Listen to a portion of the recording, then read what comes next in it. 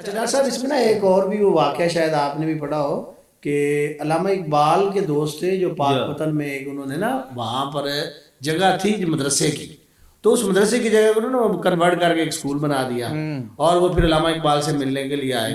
اچھا جب وہ ایک دفعہ پہلے کہیں گئے تو پیچھے سے انہوں نے لوگوں نے پھر اسکول کو مدرسے میں بدل دیا.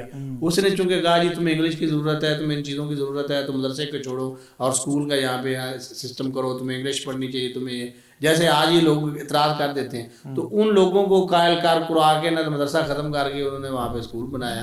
وہ کسی جگہ پہ گئے تو پیچھے سے نا لوگوں نے مل کے نا وہ اسکول ختم کر کے پھر مدرسہ بنا دیا. اب وہ شکوہ کرنے کے لیے نا پھر علامہ اقبال کے پاس یہاں خط لکھا کہ مجھے شکوہ ہے ان لوگوں سے، میں انہیں چاند پہ لے جانا چاہتا ہوں اور یہ زمین پہ رہنا چاہتے ہیں، یہ مدرسہ بنا کے بیٹھے ہیں، میں ان کو اسکول بنا کے دینا چاہتا ہوں. تو علامہ اقبال نے پھر جواب دیا کہ ان کو ان کے حال پہ چھوڑو.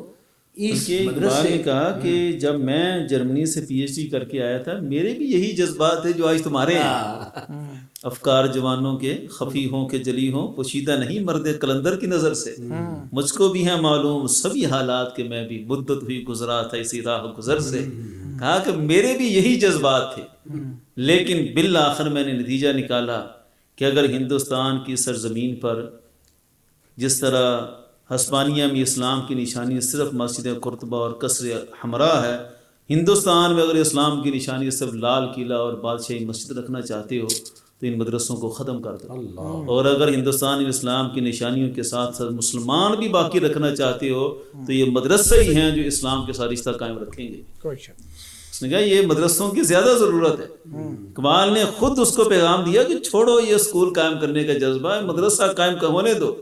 مسلمانوں کا جو اسلام کے ساتھ رشتہ قائم ہونا ہے وہ اسی کے ذریعے ہونا ہے. اور آج اس کے عملی نمونہ بھی دیکھ لیں، کتنے حفاظ ہیں جو یونیورسٹیوں سے میسر آئے، کتنے مفتی ہیں جو کالجوں سے تیار ہوئے.